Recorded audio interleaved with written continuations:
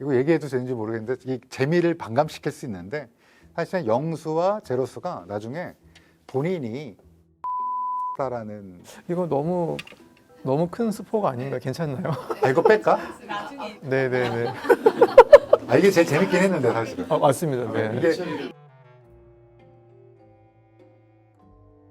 안녕하세요. 서울대학교 의과대학 법의학 교실의 유성호입니다.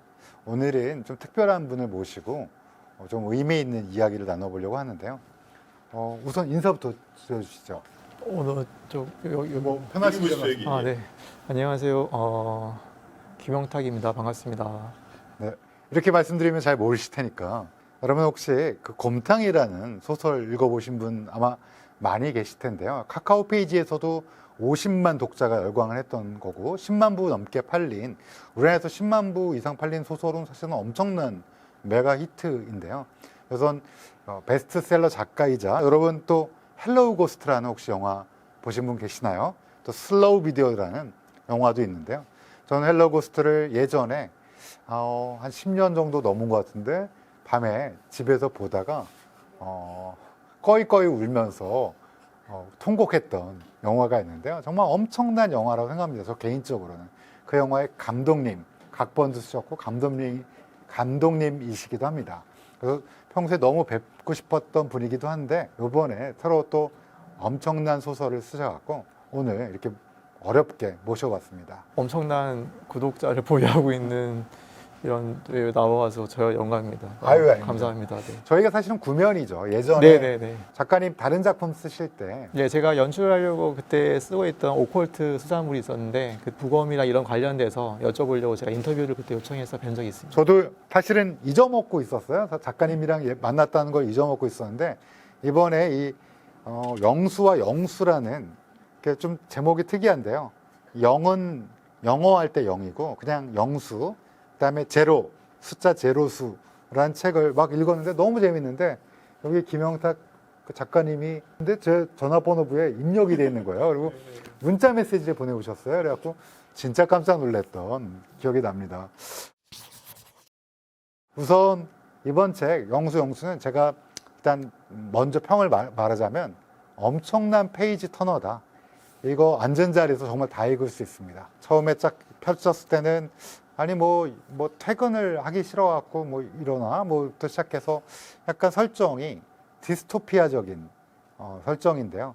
막 이렇게 시작했다가 읽다 보니까 델마 루이스가 생각난 로드무비로 진행됐다가 끝에 어마어마한 반전이라고 해야 될까요? 여기까지 숨가쁘게 달리는 엄청난 소설이라서 이걸 근데 직접 작가님께 좀 들어보고 싶은데요.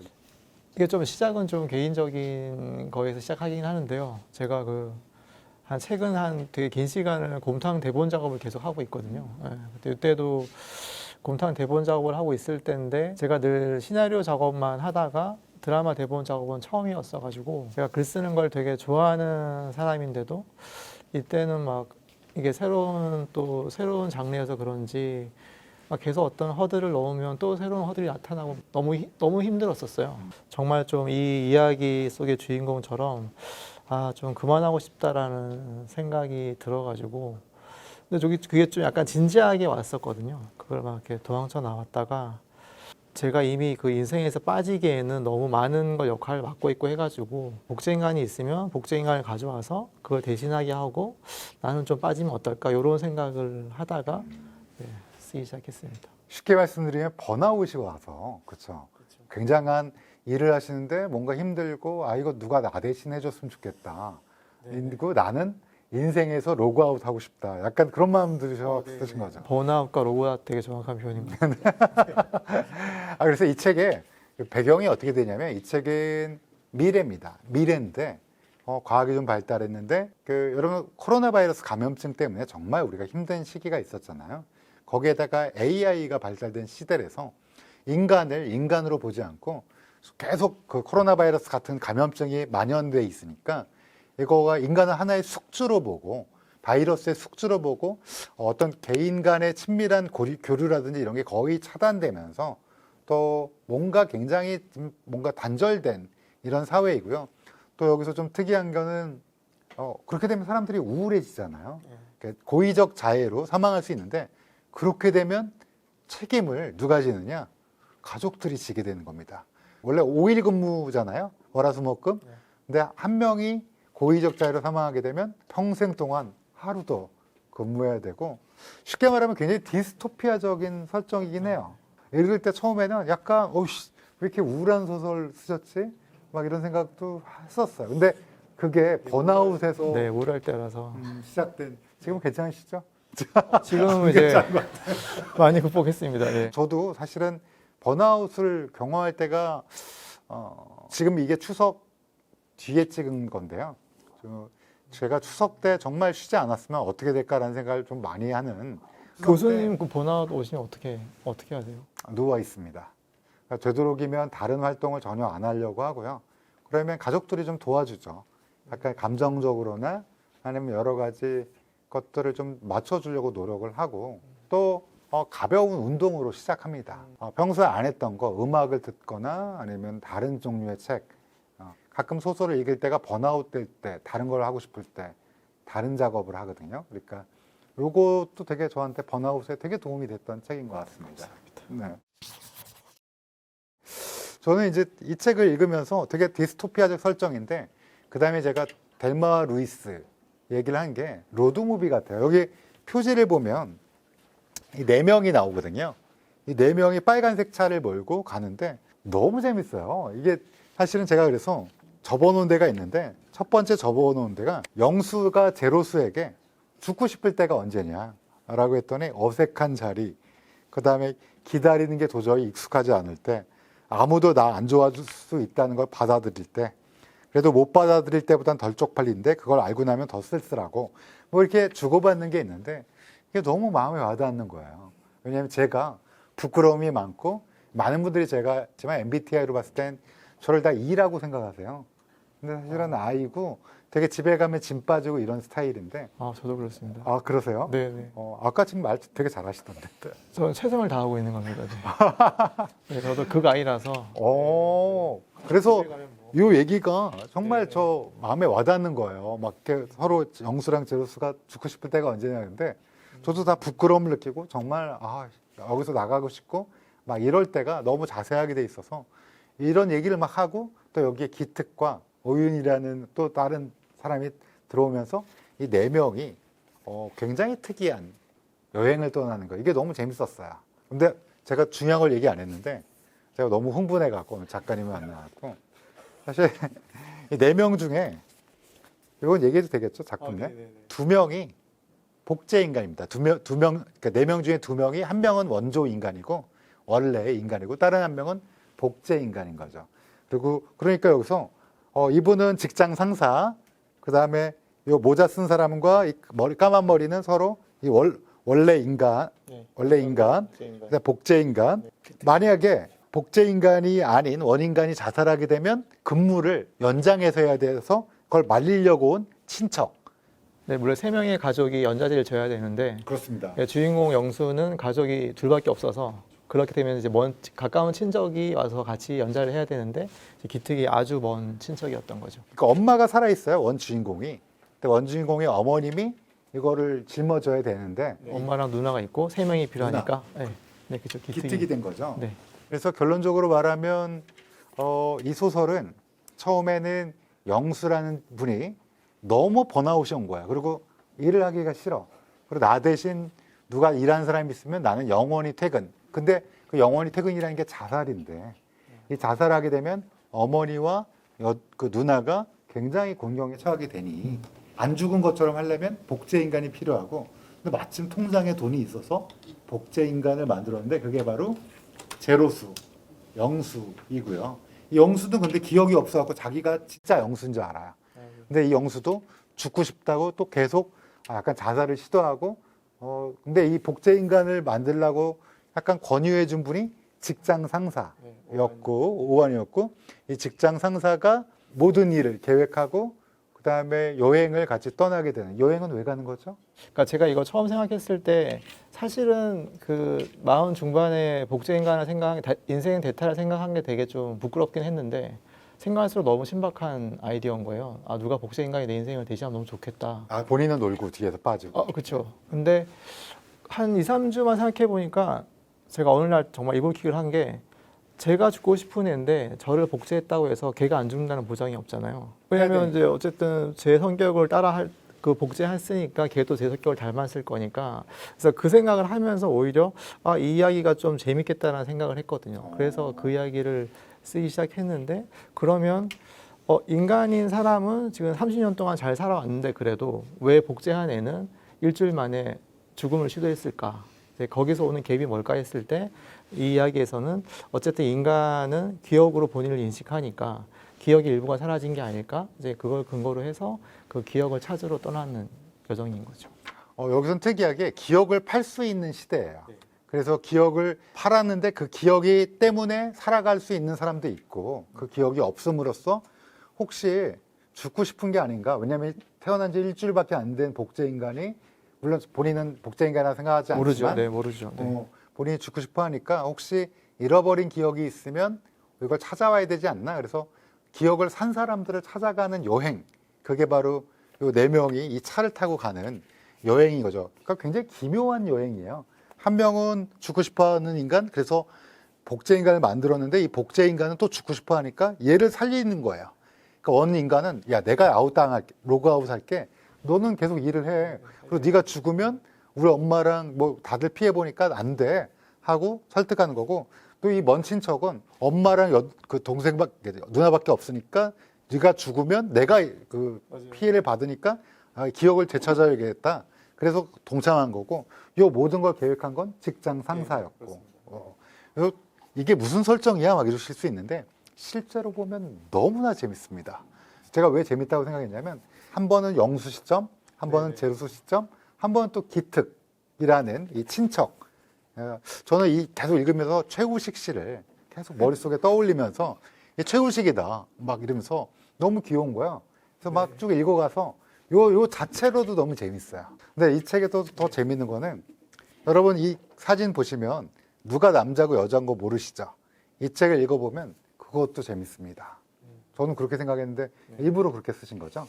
네, 그게 아무래도 제가 이번 책에서 복제 인간을 다루다 보니까 인간이 뭔지를 고민해야 되잖아요. 그렇게 되면서 그러니까 인간이 있고 복제 인간이 있고 또 AI가 있고 뭐 휴머노이드가 있고 이럴 텐데, 그러면은 인간과 아예 다른 종을 이렇게 구분하다 보니까 인간 자체에서 그 안에 있는 뭐 소수자나 이런 것들의 구분이 필요가 있을까? 남녀나 뭐 젠더나 이런 게 구분이 굳이 필요 있을까 해서 그런 것들을 좀 모호하게 한 것도 있고, 네, 그렇습니다.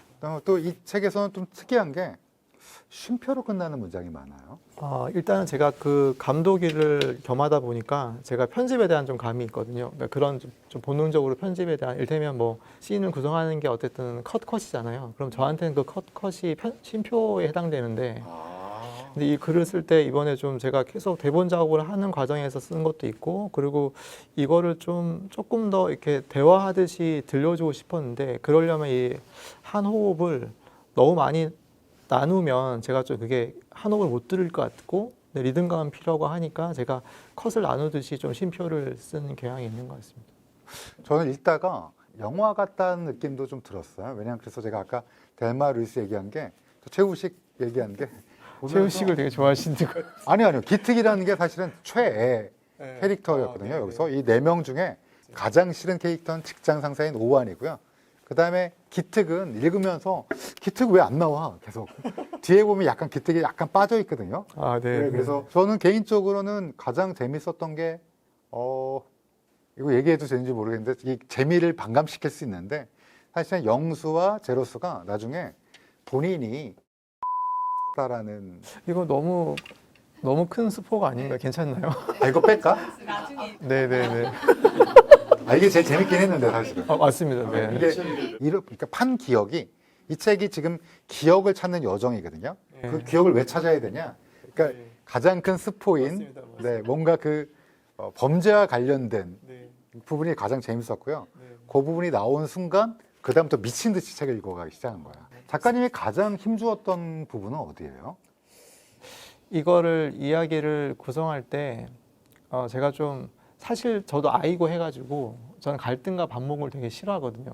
현실 웬만하면 피하고 싶고, 그래서 서사를 짤 때, 이야기를 짤 때도 최대한 명확하지 않은 갈등과 부자연스러운 이런 어떤 갈등의 고조를 되게 싫어해서 어떻게 하면 근데 이야기가 사실 그게 없으면 재미가 없잖아요. 그렇죠. 네. 갈등이란 반목이 있어야죠. 네, 그걸로 사실 뭐 너무 중요한 부분이라 어떻게 하면 이야기를 이렇게 시작했지만 나중에는 극으로 치달을 수 있을까 했을 때 그 아까 말씀하신 부분에서 있는 것처럼 제가 어떻게 썼냐면 그러니까 소중한 기억이 아니라 값이 나가는 기억이라고 계속 워딩을 쓰거든요. 그래서 값이 나가는 기억을 어떻게 설정할 것인가가 되게 중요했고 그리고 이 캐릭터들을 다 좀 다르게 캐릭터라이징하면서 해도연과 오한 캐릭터를 해도연은 되게 인생에서 수동적인 캐릭터로 만들고 오한 같은 경우는 되게 능동적이다 못해 과하게 통제하려고 하는 캐릭터를 만들어서 자연스럽게 이들이 욕망하는 게 그냥 구체화만 되면 갈등이 생길 수밖에 없는 이런 구조를 좀 만들어서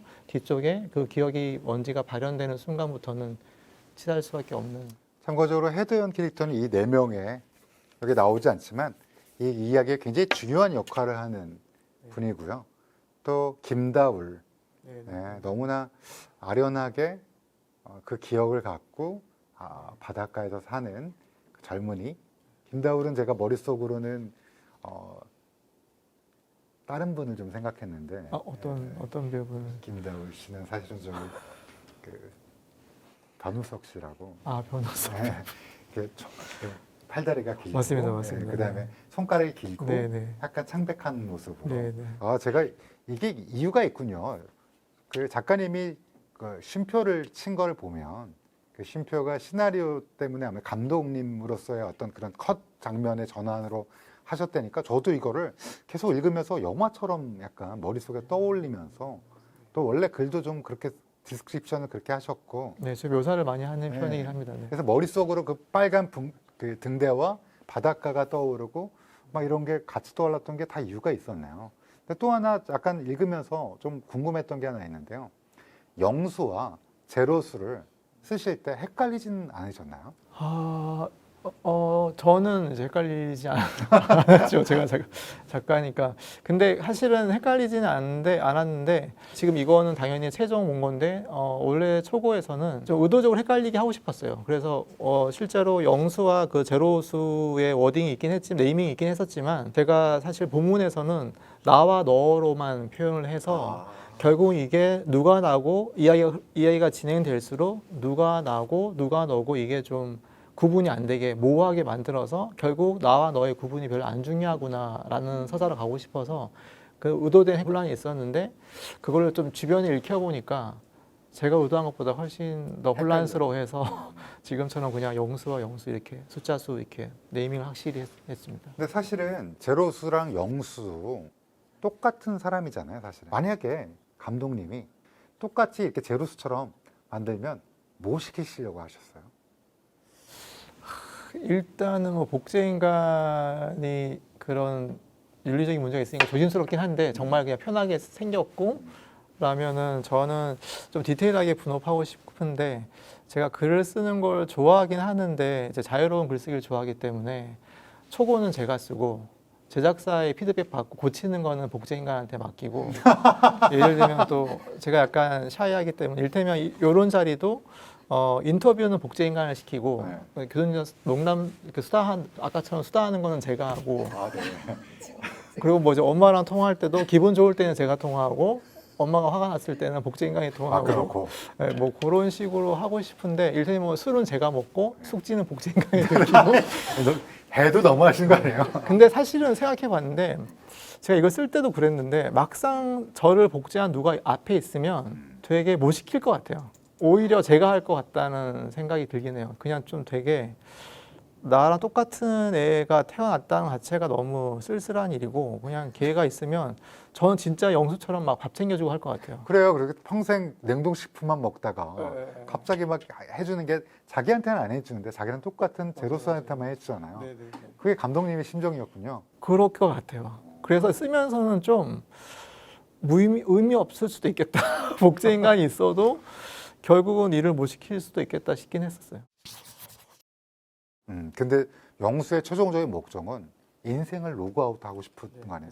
근데 누나랑 엄마가 큰 벌을 받게 되니까 벌이라는 게 일주일에 6일 일하고 있는데 지금도 아버지가 자살을 했잖아요. 그래서 원래 5일 근무인데 아버지 자살 때문에 자기도 누나도 엄마도 모두 6일 근무하는데 자기마저 로그아웃 해버리면 7일 근무가 되면 쉴 수가 없는 거잖아요. 그것 때문에 이제 제로수를 만든 건데 나는 퇴근할 테니 인생을 너는 계속해라 6일을. 실제 외국에도 가족이 처벌받는 나라가 있어요. 물론 이제 뭐 하루 더 일해라 이런 건 아니고 혹시 작가님이 그거 읽으셨나 어디 책에서 뭐 이런 생각도 했었어요. 아니, 그렇지는 않은데 제가 좀 오해받고 있는 것 중에 하나가 제 그 친구들이 직장 다니는 친구가 많이 있는데 그 친구들이 프리랜서인 저를 되게 부러워할 때가 있거든요. 아, 그거 잘 모르고 하는 얘기. 네네. 근데 사실 근데 제가 진짜 좀 그거 좀 화가 나는데 벌써 화나신 것 같아요. 직장 다니시는 분들은 출퇴근이 있잖아요. 맞아요. 출퇴근이 있고 주말이 있잖아요. 근데 프리랜서들은 이제 그런 게 없어요. 아, 그리고 갑자기 일이 들어올 때는 아무것도 네네. 그러다 보니까 저는 오히려 진짜 사는 것 자체가 근무같이 느껴지거든요. 제가 원래 P였거든요. 제가 작가 생활 시작하면서 J가 된 케이스입니다. 제가 또 남한테 피해 주는 거 못해서 마감을 한 번도 어긴 적이 없거든요. 그래서 마감을 정말요? 네, 저는 마감을 한 번도 어긴 적 없습니다. 마감을 안 어기려고 하다 보니까 너무 인생이 힘들어서 네. 그래서 6일 근무, 7일 근무 이런 얘기가 나올 때 이게 가장 큰 형벌이다. 뭐 그리고 이제 형벌은 저는 좀 진지하게는 이제 공정해야 된다 생각했기 때문에 이거를 어떤 돈으로 지불할 수 있는 그런 죗값이 아니라 누구나 자기가 직접 해야 되는 벌여야 될 것 같다 생각했고 그게 노동이지 않을까 싶어서 일단 근무 연장으로 생각했습니다. 그래서 그런 설정 때문에 이 소설이 처음에 흡입력이 있고 또 중간에 기억을 찾으러 가는 건데 그래서 좀 여쭤보고 싶었어요. 사실은 말이죠, 기억이 우리 머리에 뇌 곳곳에 있고 사실은 뇌가 편집하는 거거든요. 이게 그러니까 내가 좋다라고 생각하는 기억도 어쩌면 우리 뇌가 우리를 속이고 있을 수도 있다라는 게 이제 제 생각이고 많은 과학자들이 또 그렇게 한 건데 거기에 아마 작가님이 넣으신 게 누군가가 편집을 해요. 예를 들면 담배가 있으면 미성년자한테는 지우고 뭐 이렇게 해갖고 그게 되게 재밌었는데 작가님은 그런 생각을 하신 데에는 뭔가 지우고 싶은 기억이나 만들고 싶었던 기억이 있었지 않을까라는 생각이 들어요. 보시면 아실 텐데 저는 오히려 약간 지우거나 뭐 꼭 보존하고 싶은 기억이 있진 않은 것 같아요. 교수님 혹시? 저는 기억을 계속 남기고 싶으려고 애써하는 기억들은 있습니다. 예를 들면 저희 어머님이 먼저 돌아가셨거든요. 몇 년 전에. 그래서 그 어머님과 있었던 옛날의 기억들은 제가 이제 그 기억을 할 때 가장 최근의 모습, 아프셨을 때를 기억하는 것보다는 건강하고 젊었을 때 막 뭔가에 즐거워했을 때 막 이런 기억들을 가지려고 노력을 해요. 그래서 이 책을 읽었을 때 나한테 만약에 내가 하려고 하는 소중한 기억이 뭘까? 하려고 하는 것 중에 값어치 있는 기억. 물론 여기에는 꼭 그게 개인적 소중하고 아름다운 것뿐만 아니라 다양한 기억들이 포함되어 있잖아요. 근데 저한테 제 개인적으로 가장 값어치 있는 기억은 뭘까 그럴 때 부모님 중에 특히 어머님 먼저 돌아가셨으니까 어머님에 대한 기억이 이게 나한테 가장 소중한 기억이 아닐까? 사실은 그거 말고는 뭐 또 이제 아내가 슬퍼할 테니까 그러면 저는 말씀하시니까 제가 요즘 두 가지가 떠올랐는데요. 지금 막 만드신 거 아니에요? 네, 지금 떠올랐는데 한 가지는 좀 안타까운 기억이라서 따지면 지우고 싶은 걸 수 있겠는데 어떤 기억이냐면 제가 진짜 이름을 기억 못 하거든요. 이름과 얼굴을 잘 기억 못 해요. 근데 청량역에서 엄청 사람이 많은데 고등학교 친구를 이렇게 지나가다 본 거예요. 인파에 섞여서. 근데 그 친구 이름이 기억 안 나서 못 불렀어요, 걔를. 그게 계속 마음에 남더라고요. 걔를 이렇게 못 불러 세운 게. 한 번쯤 만나서 얘기하고 싶었던 네네. 야 누구야라고 불러야 되는데 그래서 야야 또 제가 소심하니까 야는 못 하고 계속 그가이시구나. 이러다가 갔어요. 그냥 인파에 쓸려서. 근데 그게 좀 속상한 기억이고 좋았던 기억은 제가 여기 책에 썼는데 제 이야기는 사실은 제가 어머니가 이제 저를 아끼는구나 느낀 건데 뭐가 있냐면 별거 아닌데 집은 시골이고 고등학교 때부터 계속 외지에서 학교를 다녀서 가끔 간단 말이에요. 그럼 가면 뭔가 다 해주시려고 하는데 제가 거실에서 20대였나? 근데 엄청 먹고 엄마가 해준 거를 엄청 큰 게 이제 제가 빵구를 꼈는데 그걸 막 웃는 거. 근데 우리 어머니가 부엌에서 뭘 하시다가 제가 부른 줄 알고 맞아. 왜? 나 불렀어. 왜? 뭐 했을까? 이럴 때 그때 좀 너무 웃긴 상황인데 뭉클했던 기억이. 우리 작가님께서 감독님께서 이 책을 쓰게 된 계기를 말씀해 주셔갖고 사실은 눈치는 챘어요. 왜냐하면 이 앞부분에 이 영수가 로그아웃, 인생 로그아웃 하고 싶은 방법을 굉장히 여러 가지를. 근데 이거는 제가 읽다 보니까 이건 법의학자가 아닌 이상 자기가 생각한 거다. 왜냐하면 저희는 많이 보니까 다양한 방법을 생각하는데, 근데 이건 진짜로 생각해보지 않으면 쓰기 좀 어려운 굉장히 다채롭게, 물론 작가님이라 원래 상상력이 풍부하고 글을 잘 쓰시겠지만 이건 실제 생각해 본 거다 자기가 라는 생각을 들었었어요. 근데 그래도 끝은 전 이 책을 읽으면서 오히려 삶의 강력한 의지? 의지라는 게 꼭 뭐 결심했어 이게 아니라 화이팅. 화이팅 뭐 이런 것보다는 잔잔하게 내가 이 삶을 사랑하고 더 앞으로 나가야겠다라는 느낌이 들어왔고 끝이 너무 좋았어요. 전 그래서 여쭤보고 싶었어요. 우리 감독님의 죽음에 대한 생각은 어떤 것인가요? 이게 좀 이제 너무 교수님이 죽음에 대한 전문가시니까 전문가, 죽음의 전문가가 어디 있습니까? 좀 조심스러운데 제가 좀 저는 이제 작가 창작자니까 좀 가볍게 말씀드리면, 그러니까 저도 사실 되게 죽음을 많이 생각하는 편이거든요. 약간 습관이 됐나 싶을 정도로. 근데 뭐 어릴 적에는 왜 사냐 하다가 뭐 죽고 싶다 하다가 요즘은 좀 반대로 생각하는 게 죽으면 안 되는 이유에 대한 생각을 많이 하거든요. 사는 이유를 찾는 거는 너무 좀 뭔가 거대해 보이는데 죽지 못할 이유를 생각하다 보면 좀 소소한 것들이 많아요. 뭐 예를 들면 제가 내일 제 친구랑 되게 재미있는 영화를 보러 가기로 했는데 그러면 그런 생각 할 수 있어요. 뭐 죽을 건데 내일 영화는 보고 죽을까? 뭐 이런 생각하면 그냥 내일까지 연장할 수 있는데, 반대로 그거를 내가 내일 친구랑 영화를 보기 위해 산다라고 생각하면 사는 이유가 되긴 힘들거든요. 맞아요. 네, 그래서 사실은 죽음에 대한 죽지 않을 이유를 생각하다 보면 의외로 우리가 살아가는 이유가 되게 소소한 것들이라는 걸 알게 된다는 거죠. 예를 들면 뭐 내가 내일 엄마랑 통화하기로 했는데 그거 통화는 해야 되는 거 아닌가? 이런 생각하면은 또 몇 점 늘어나고, 이를테면 뭐 겨울 오면 눈 내릴 텐데 그 눈은 좀 보고 갈까? 뭐 이런 생각을 하다 보면, 뭐 예전에 제가 알바할 때는 저는 그 띡띡 바코드 찍는 소리 되게 좋아했거든요. 근데 그 소리 들으러 가는 것도 있었어요. 그냥 내일 가서 또 그거 해야지 뭐 이런 생각. 그러다 보면 자꾸 되게 다운되다가도 죽지 못할 이유를 찾다 보면은 의외로 그게 되게 소소한 것들이거든요. 근데 그게 사는 이유인데, 우리가 보통 사는 이유 그러면 막 대단한 성공, 뭐 뭔가 목적, 엄청난 가치관 막 이런 생각 하잖아요. 이제 그래서 저는 오히려 좀 역으로 생각하면은 그게 죽음을 생각하는 좀 긍정적인 도움, 좀 좋은 효과이지 않을까, 뭐 그런 생각합니다. 이 책에 관통하는 주제의식을 정확하게 설명해 주신 것 같아서, 물론 작가님이니까 정확하게 설명했지만 제가 느낀 거랑 제가 쓴 거라서. 네. 쓰셨군요. 네네. 굉장히 재밌더라고요. 정확하게 저 느껴갖고 좀 감동적이었습니다. 그러면 앞으로 계획은 어떠신가요? 어떤 책을 또 써주실 건가요? 일단은 사실 그 곰탕 드라마를 빨리 현장에서 감독으로 찍고 싶고요. 네. 그게 제일 크고. 그게 액티비티가 있는 게 훨씬 재밌으시죠? 앉아서 쓰는 것보다는. 네. 사람들이 있잖아요, 어쨌든. 근데 제 개인적으로는 그 앉아서 쓰는 것도 많이 쓰셔야 될 것 같아요. 이렇게 페이지 터널을 쓸 수 있는 분들이 많지 않아서요. 이 책에서는 헬로 고스트에서 그 차태현 씨가 약 먹는 장면요? 약 먹는 장면과 저 읽으면서 정확하게 똑같다라는 생각이 들었어요. 네, 정확하게 그쵸? 똑같이 썼습니다. 똑같이 네. 쓰신 거죠. 네. 그러다가 차태현이 에이 하면서 이렇게 내려오고, 네. 근데 이것도 또 전화 오고 막 이러면서 에이 네, 하면서 하는 맞습니다. 거.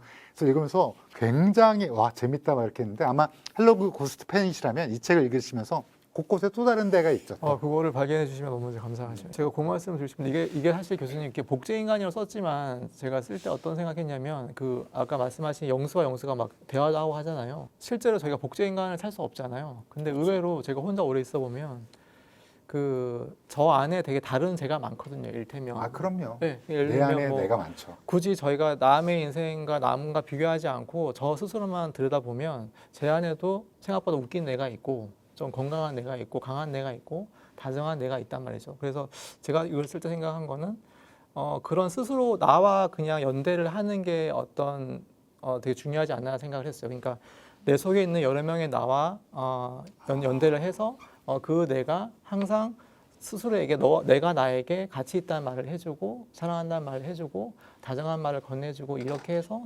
결국은 그냥 내가 물론 사실 타인과 연대가 너무 중요하고 소중한데 그거는 마음대로 안 되는 거니까 일단 시작은 그냥 나와 연대를 하는 게 수많은 나와 연대해서 우리 자기의 인생 짐을 좀 나누는 게 중요하지 않을까라는 생각을 하긴 했습니다.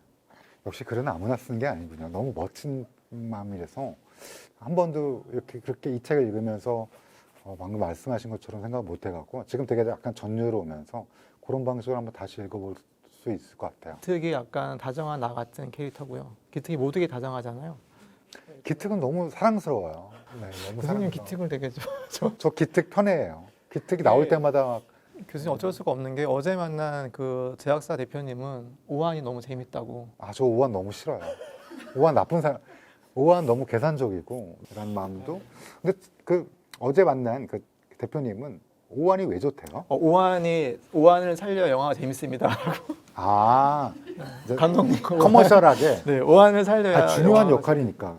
옛날 그 13 아이덴티티라는 영화가 있었는데 네, 재밌게 봤습니다. 그것도 자기 내면에 있는 네. 수많은 캐릭터잖아요. 근데 방금 얘기 들으면서 보니까 이제 이해하게 되는데 오한도 작가님의 한 캐릭터군요. 그렇죠. 네. 영수도 일하기 싫은 또는 가끔 로그아웃하고 네, 싶은 네. 캐릭터고. 조금씩은 반영되겠죠. 그렇군요. 이제 모두가 연결이 되는군요. 이 네 명의 로드무비가 사실은 어쩌면 작가님의 마음속에 나왔으니까 그렇지만 또 다른 나와의 연대. 그러면 저 여기 역할 하나 시켜주세요.